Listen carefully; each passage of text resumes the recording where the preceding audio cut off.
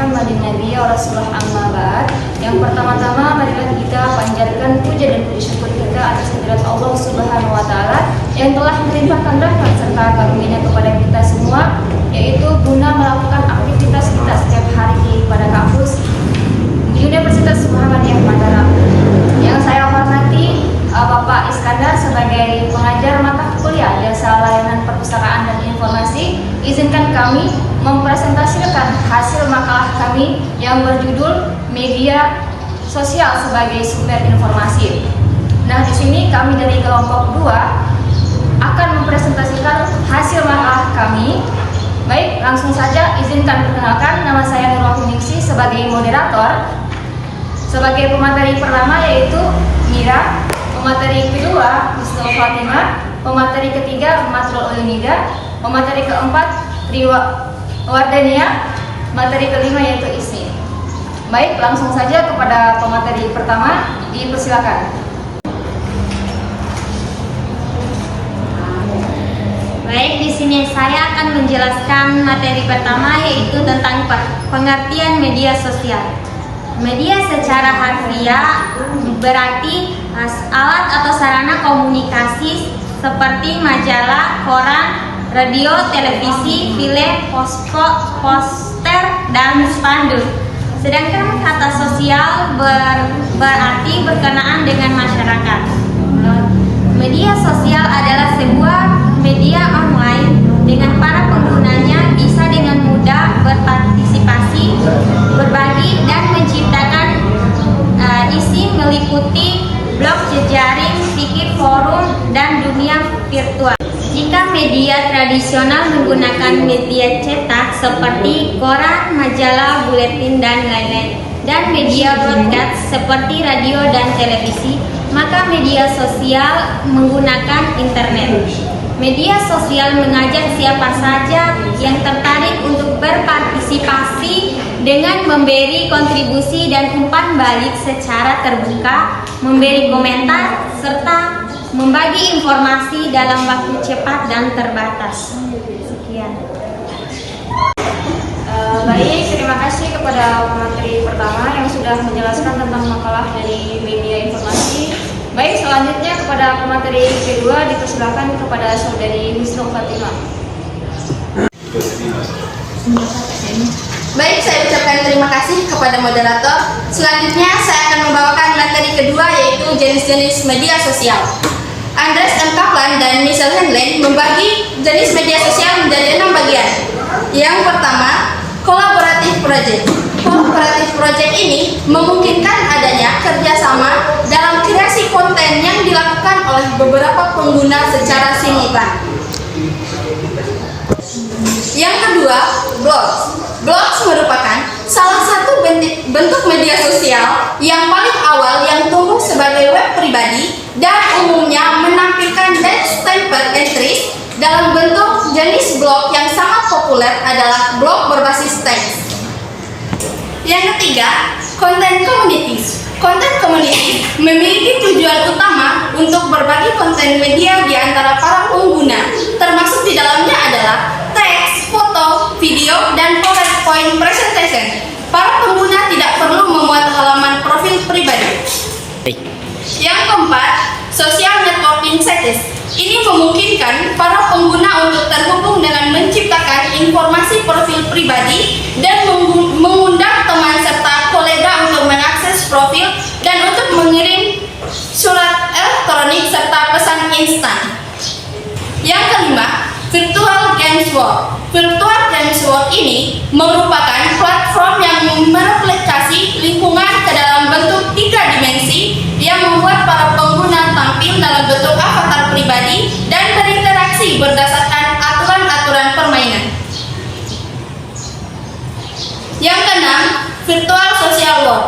Virtual social world ini memungkinkan para inhabitan untuk memilih perilaku secara bebas dan untuk hidup dalam bentuk avatar dalam sebuah dunia virtual yang sama dengan kehidupan nyata.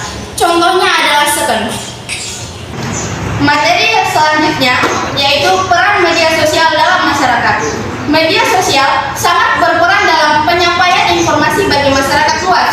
Sejak awal dibangun, sosial media diperuntukkan sebagai wadah bagi para penggunanya agar dapat dengan mudah berpartisipasi, berbagi, dan bertukar informasi dan ide di komunitas dan jejaring virtual. Media sosial memiliki beberapa karakteristik terkait penyampaian informasi di dunia digital. Beberapa karakteristik tersebut diantaranya pesan yang disampaikan bersifat umum dan ditujukan untuk banyak orang. Isi pesan yang disampaikan bersifat bebas. Pesan yang disampaikan cenderung lebih cepat menyebar dibanding media lainnya. Mungkin itu saja materi dari saya. Saya kembalikan ke moderator.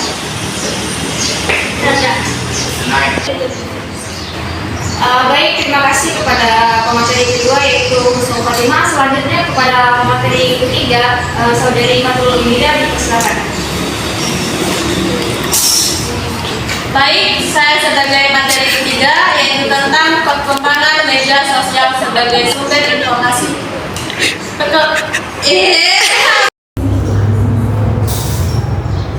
Baik, saya sebagai materi ketiga yang akan membacakan materi yaitu tentang perkembangan media sosial sebagai sumber informasi. Perkembangan teknologi di zaman sekarang sudah sangat pesat, di mana semakin berkembangnya zaman, maka teknologi juga semakin canggih. Kita hidup di era digital yang perubahannya sangat cepat terjadi, bahkan perubahannya tanpa kita sadari. Seperti contoh, dulu kita ketika ingin berkomunikasi atau memberikan suatu kabar atau informasi menggunakan surat yang dikirim melalui pos. Namun, sekarang hal tersebut sangat mudah kita lakukan melalui aplikasi Messenger. Hal tersebut dapat membuktikan bahwa terjadi perubahan yang diikuti oleh masuknya media sosial. Media sosial merupakan salah satu media daring atau media online yang digunakan satu sama lain, di mana penggunanya bisa dengan mudah melakukan interaksi, bersosialisasi, dan berbagi. Perkembangan media sosial juga terjadi karena adanya perkembangan media atau alat untuk kita mengakses sosial media tersebut. Saat ini, media sosial tidak hanya digunakan sebagai media untuk komunikasi saja, namun media sosial juga kerap digunakan dalam kepentingan politik, pemerintahan, dan lain sebagainya. Dalam hal ini, biasanya media sosial digunakan sebagai media untuk melakukan kampanye secara online. Pada era digital saat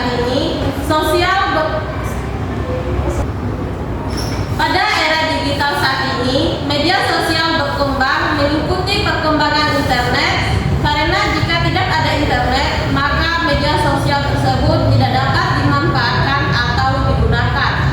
Orang-orang Indonesia semakin hari semakin aktif dalam dunia media sosial. Hal ini mengakibatkan banyak hal-hal atau konten apapun bisa viral dengan mudah.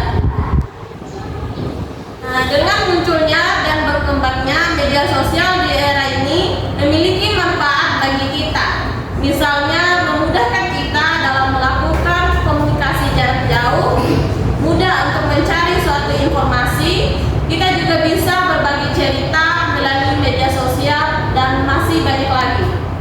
Media sosial saat ini juga makin berkembang, di mana banyak jenis aplikasi dalam media sosial.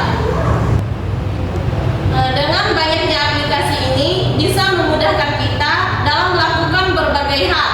Oleh karena itu, media sosial sangat berperan penting di era digital saat ini. Sekian materi dari saya. Selanjutnya saya kembalikan kepada moderator.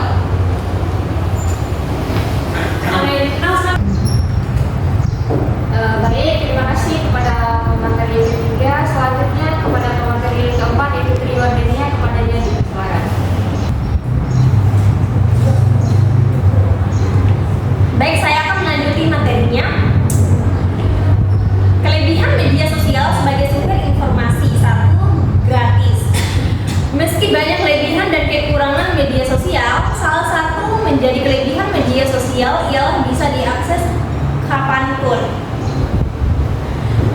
Sosial ini untuk menikmati layanan media media sosial dengan cuma-cuma oleh penggunanya.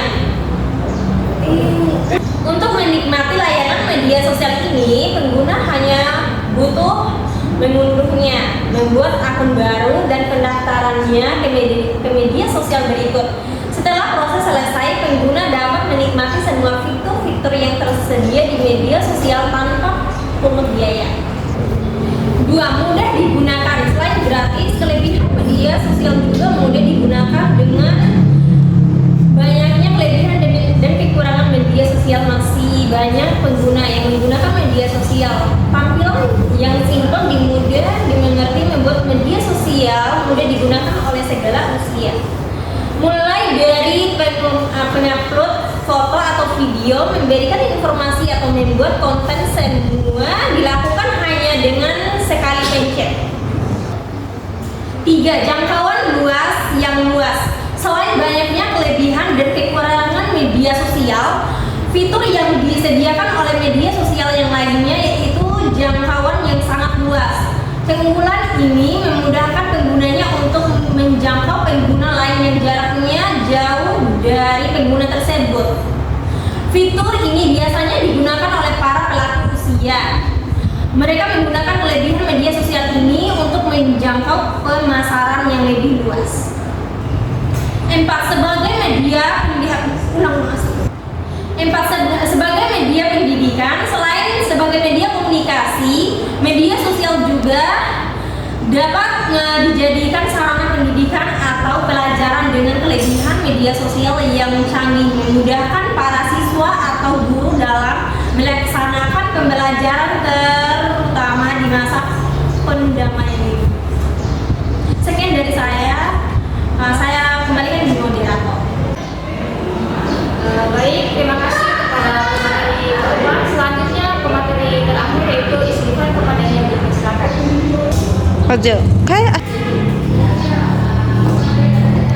Baik, saya akan melanjutkan materi yaitu manfaat media sosial sebagai sumber informasi. Yang pertama, aksesibilitas informasi yang cepat dan luas. Akses terhadap informasi telah menjadi sangat penting dalam era informasi saat ini. Berikut adalah beberapa unggulan aksesibilitas informasi yang cepat dan luas. Yang pertama, ketersediaan luas. Yang kedua, kecepatan akses. Yang ketiga, diversitas informasi. Yang keempat, pendidikan dan pembelajaran. Terus yang kelima, inovasi dan penelitian. Yang kedua, partisipasi publik dalam penyebaran informasi. Ada beberapa cara di mana partisipasi publik terjadi dalam penyebaran informasi. Yang pertama, media sosial platform. Yang kedua, blogging dan situs web. Yang ketiga, citizen jurnalis. Yang keempat, forum dan komunikasi online. Yang kelima, petisi online.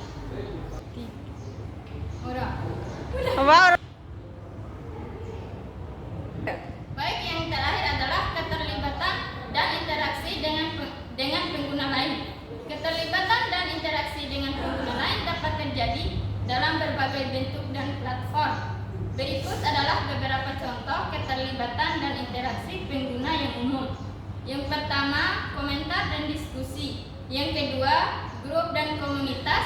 Yang ketiga, kolaborasi. Yang keempat, obrolan langsung. Dan yang terakhir, gaming online. Sekian materi dari saya. Selanjutnya saya kembalikan ke moderator. Baik, terima kasih. Saya ucapkan terima kasih kepada teman-teman pemateri. Baik, selanjutnya di sini saya telah menunjukkan bagaimana caranya media sosial sebagai sumber informasi, dan dari media sosial ini sendiri merupakan sumber informasi dari perkembangan zaman semakin canggih, dan jadinya banyak nih sumber informasi dari media itu sendiri. Jika kita ingin mengetahui sumber informasi, maka kita jangan terpaku pada sumber informasi itu sendiri. Jadi kita perlu tahu bahwa sumber informasi ini terdapat dari mana, dan dari manakah sumber informasi itu. Nah, jadi kita sebagai masyarakat harus mengetahui dari mana sumber itu datang gitu loh. Nah, jadi kita harus pandai-pandai sebagai masyarakat dari mana sih datangnya sumber informasi tersebut. Nah, juga sebagai sumber media informasi, kita juga jangan menggunakan dengan buruk. Jadi media sosial ini kan kita sangat perlu dan butuhkan. Nah, media sosial ini juga kan tergantung dari pemakainya. Bagaimana sih cara kita memakainya dengan baik dan benar? Apakah kita perlu melakukan hal sesuatu yang tidak kita lakukan atau tidak? Nah, jadi sebagai sumber informasi itu sendiri, kita harus menggunakan baik dan benar. Dan cukup sekian dari kelompok kami. Bila ada kata-kata yang salah, mohon dimaafkan. Wassalamualaikum warahmatullahi wabarakatuh.